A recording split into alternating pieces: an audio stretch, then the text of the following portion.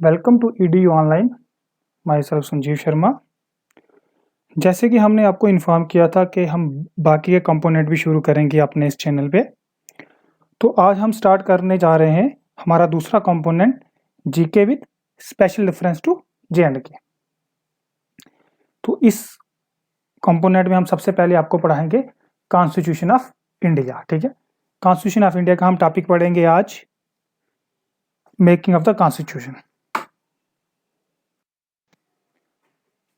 आज हम पढ़ेंगे making of the constitution. Constitution कैसे बना, इससे पहले हमें ये पता होना चाहिए कि ये आइडिया कहाँ से आया। इन 1934 में एम.एन. रॉय ने फर्स्ट टाइम कॉन्स्टिट्यूशन का आइडिया दिया।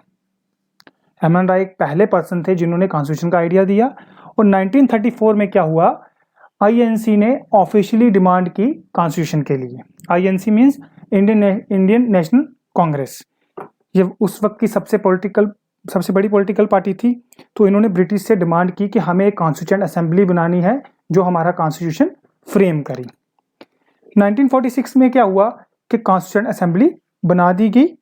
16 मई 1947 को हमारी कॉन्स्टिट्यूएंट असेंबली बनी, और किसके अंडर बनी, कैबिनेट मिशन प्लान के अंदर बनी। ठीक है, और कॉन्स्टिट्यूएंट असेंबली को दो मेजर फंक्शन परफॉर्म करने के लिए दिए गए। दो मेजर फंक्शन उनको असाइन किए गए। पहला कि वो कॉन्स्टिट्यूशन बनाए किसके लिए, इंडिया के लिए, और दूसरा वो ऑर्डिनरी लॉ भी बनाए कंट्री के लिए। ठीक है, नेक्स्ट कैबिनेट मिशन प्लान। उस वक्त कैबिनेट मिशन प्लान को कौन हेड कर रहा था, पैट्रिक लॉरेंस उसको हेड कर रहे थे, और उनके साथ दो मेंबर और थे, Stafford Cripps and A V Alexander. मैंने ये इसलिए यहाँ मेंशन किया तो कभी कभी आपसे ये पूछा जा सकता है कि जब हमारी कॉन्स्टिट्यूएंट असेंबली बनी तो कैबिनेट मिशन प्लान को कौन हेड कर रहा था। ओके, कॉन्स्टिट्यूएंट असेंबली जब बनी तो उसकी टोटल स्ट्रेंथ कितनी थी, 389। 296 जो थे वो इलेक्टेड मेंबर थे, और 93 जो थे वो नॉमिनेटेड मेंबर थे।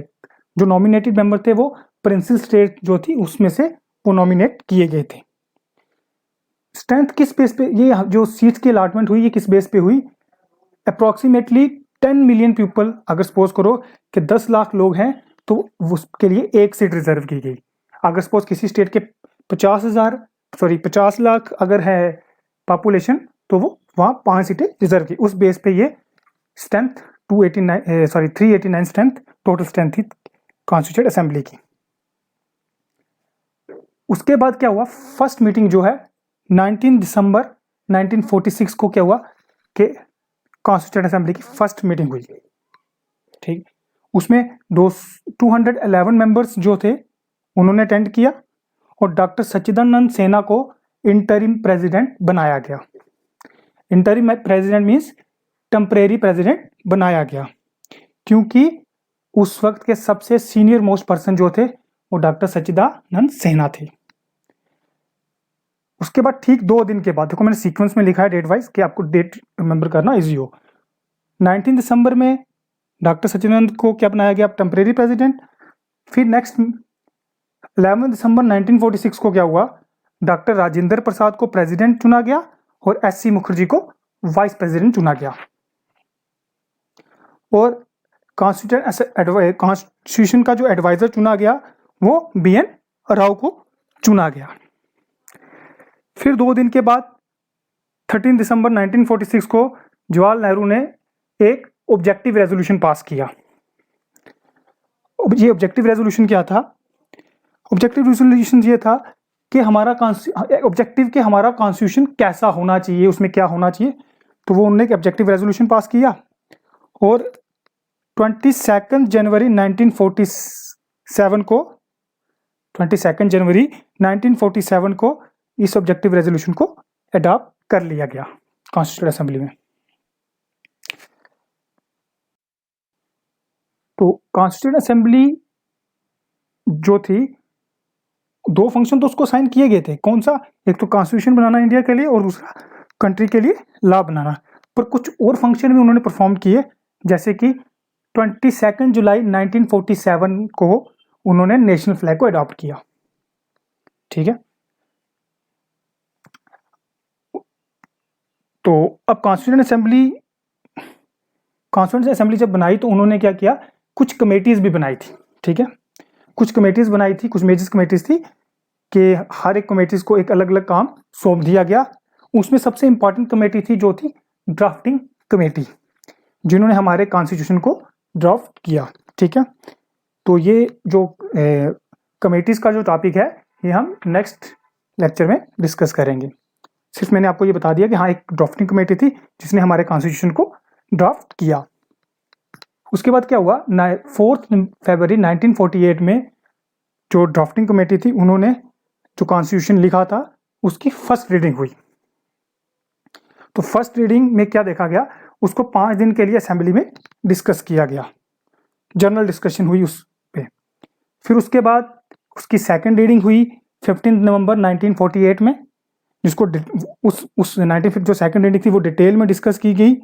7653 जो थे अमेंडमेंट प्रपोज किए गए थे, और डिस्कस जो किए गए थे असेंबली में वो 2473 अमेंडमेंट जो थे उनको उन्होंने एक्चुअली डिस्कस किया। फिर उसके बाद 14 नवंबर 1949 में हमारे ड्राफ्ट की थर्ड रीडिंग हुई, हमारे कॉन्स्टिट्यूशन के ड्राफ्ट की थर्ड रीडिंग हुई। तो थर्ड रीडिंग में 24 नवंबर 1949 को वो स्टार्ट हुई और 26 नवंबर 1949 में उसको फाइनली पास कर दिया गया, फाइनली उसको अप्रूव कर दिया गया।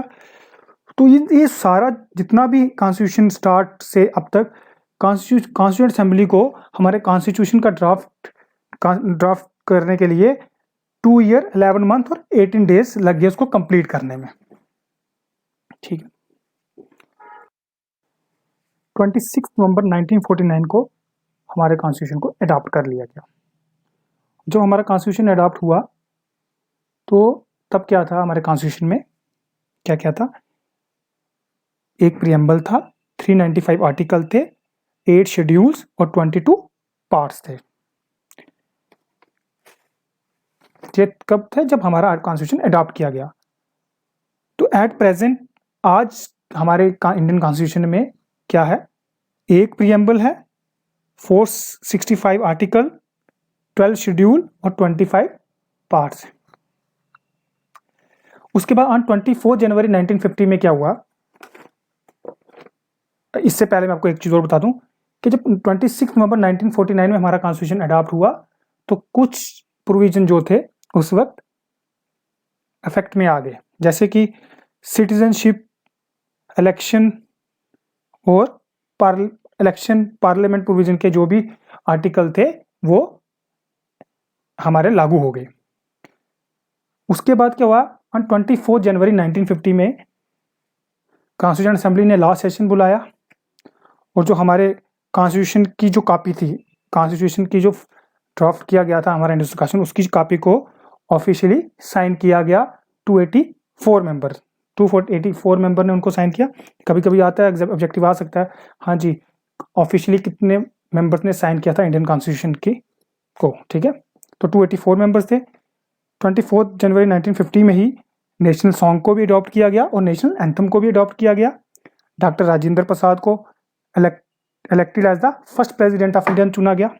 ठीक है, और एक चीज और याद रखना कि डॉक्टर राजेंद्र प्रसाद के अपोज में कोई भी पर्सन नहीं था जब उनको इलेक्ट किया गया। कभी कभी ये भी ऑब्जेक्टिव आ सकता है। ठीक है, तो फाइनली 26 जनवरी 1950 में द कॉन्स्टिट्यूशन को, हमारे इंडियन कॉन्स्टिट्यूशन को क्या पूरी तरह से इन्फोर्स में लाया गया और उसको लागू किया गया। अब इसमें एक क्वेश्चन अराइज होता है कि कॉन्स्टिट्यूशन 26 नवंबर 1949 को बन चुका था, अडॉप्ट कर लिया गया था, उसके कुछ आर्टिकल जो हैं हमारे कॉन्स्टिट्यूशन के वो लागू हो गए थे, पूरी तरह से कॉन्स्टिट्यूशन लागू क्यों नहीं हुआ? क्योंकि 1929 में आईएनसी के लाहौर सेशन में ये आईएनसी ने डिमांड की थी पूर्ण स्वराज की। पूर्ण स्वराज की उन्होंने कब मांग की थी? 1929 में कहाँ पे लाहौर सेशन में। तो ये कभी कभी पूछा जाता है कि लाहौर सेशन जो होता 29 में वो कहाँ हुआ था, वो रावी रिवर के बैंक में हुआ। ठीक है, तो तब क्या किया गया कि पूर्ण स्वराज की मांग की गई। तो 26 जनवरी 1930 में उन्होंने क्या किया कि पूर्ण स्वराज को डे को सेलिब्रेट करने लगे। तो इसी वजह से कि जब हमारा कॉन्स्टिट्यूशन बना तो उसको 26 जनवरी 1950 को ही पूरी तरह लागू किया गया और उसको as a republic day declare किया गया। ठीक है, कभी कभी ये भी पूछ सकते हैं कि क्यों ऐसा हुआ, तो आप बताओगे क्योंकि पूर्ण स्वराज की जब मांग की गई थी 29 में, तो उस वजह से ये सब हुआ। आई होप कि आपको मेरी वीडियो अच्छे से समझ आई होगी। अगर आपको कोई भी डाउट है तो प्लीज़ मुझे कमेंट बॉक्स पे मुझे कमेंट लिख के बताएं ताकि मैं आपकी प्रॉब्लम को सॉल्व कर सकूं। तो ये थी हमारी आज मेकिंग ऑफ द कॉन्स्टिट्यूशन पे पहली वीडियो। नेक्स्ट क्लास में हम कोशिश करेंगे, हम पढ़ेंगे कमेटीज़ कि कौन सी इंपॉर्टेंट कमेटी थी कॉन्स्टिट्यूएंट असेंबली की। मेरी कोशिश है कि छोटी से छोटी वीडियो बने ताकि आप प्रॉपरली उसे 10 से 12 मिनट की अगर हो तो आप प्रॉपरली उसे देख सको और अच्छे से उसको याद रख सको। तो एक चीज़ आपको और बतानी है, मैंने एक टेलीग्राम चैनल भी क्रिएट किया हुआ है। तो जितने भी मैं आपको वीडियो लेक्चर मेरे यहाँ होंगे उन सब की क्विज जो हैं वो कहाँ पे होंगे, आपके टेलीग्राम चैनल पे। तो प्लीज़ आप टेलीग्राम चैनल भी ज्वाइन करें। और अभी हाँ, तो मेरा पहला क्विज जो है वो कंप्यूटर बेस पे जो पहले दो वीडियो लेक्चर मैंने दिए थे उसके बेस पे पहला क्विज मेरा आज आ चुका है। तो जैसे ही मेरा ये making of the constitution complete होता है तो इस पे भी मैं क्विज वहाँ डालूंगा, तो आपकी प्रैक्टिस होती रहेगी और आपको पता चलता रहेगा कि जो हमने वीडियो में सुना वो हमें कितना प्रिपेयर है। ठीक है, तो उसका लिंक मैं जो है आपको दे दूंगा डिस्क्रिप्शन बॉक्स में, तो प्लीज़ उसे ज्वाइन करें। और अगर आपको मेरी वीडियो पसंद आई हो तो प्लीज़ शेयर, सब्सक्राइब और लाइक करें। जितने ज़्यादा आप शेयर करेंगे तो हमारे इस चैनल के साथ जुड़ें ताकि हम अपने और कंपोनेंट भी स्टार्ट करें, जैसे कि आगे अकाउंटेंसी है, उसके बाद आपका इकोनॉमिक्स है। तो हम इन पे भी कोशिश करेंगे कि आपको वीडियो प्रोवाइड करें। ओके।